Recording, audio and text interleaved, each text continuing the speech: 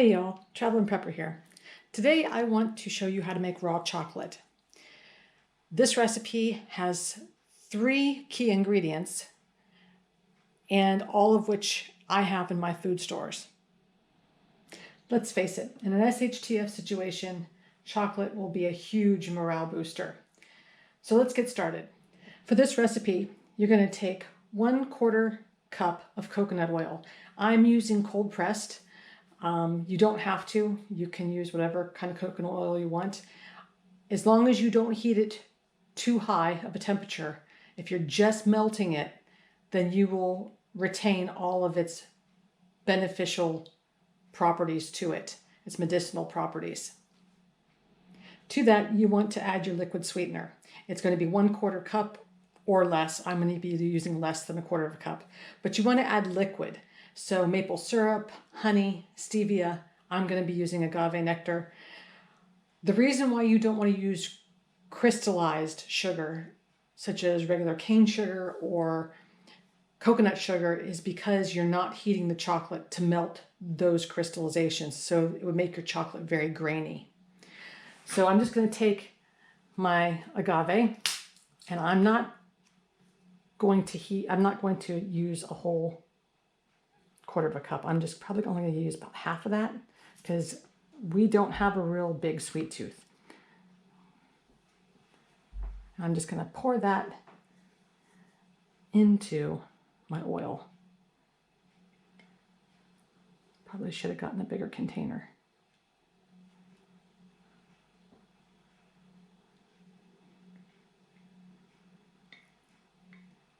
But you're going to pour that in. And then once that's poured in, you can see it's pretty much mixed already. So now we can move on to the next step. In this bowl is 1/2 cup of cacao powder. I'm using raw cacao powder. And the reason being is, you can use cocoa powder if you want, but I'm using this because I'm not cooking it, so I'm not destroying any of the properties of this. Cacao powder has 40 times more antioxidants than blueberries, and it has really high levels of iron, magnesium, and calcium. So this is going to make it not just chocolate, and it's not just going to taste good, but it's going to be actually beneficial as far as to your health. I'm just going to pour that in there right like that, and let's get this all scooped out. And then I'm going to mix it together. I'm going to do that off camera because I'm not going to bore you with having you wait around until I get it mixed, and then I'll bring you back. Okay, so it's all combined, and the next thing is you just want to pour it into some kind of a mold. You can use cupcake paper liners like the paper ones. I'm going to be using a silicone cupcake pan. You can buy the chocolate molds as well. And I'm just going to, without trying to make a mess here, pour some in each of the molds. Now you don't have to just make it plain. I'm going to be adding some cashews to a couple. I'm going to be adding some shaved coconut to a couple, and some bilberries, because I like to have a variety of what goes in my chocolate. Of course, if you have a bigger family, you could probably make twice the batch if you really wanted to, because that would never go wrong. But it tastes so good.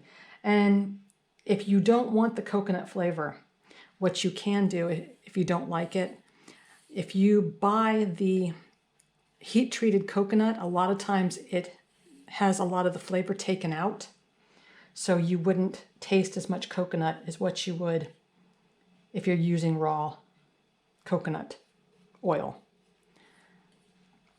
And this, I will be able to taste the coconut in with the chocolate quite heavily, but I don't mind that. I like coconut. It makes it taste really nice.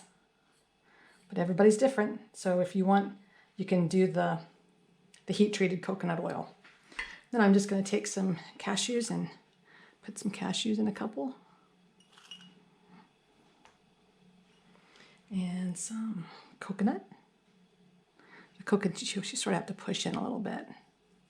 Otherwise they won't really stick. The cashews sort of sort of sink because they're heavy enough.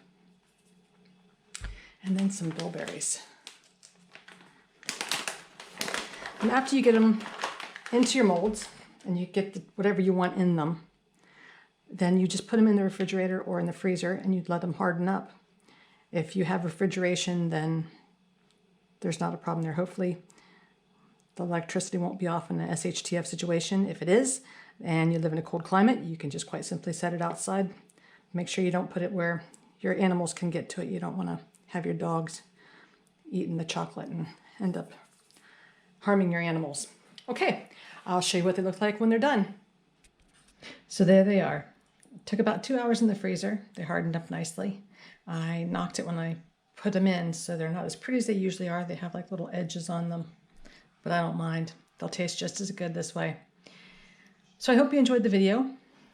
Like, subscribe, share with your friends, and until the next time, you have a great night.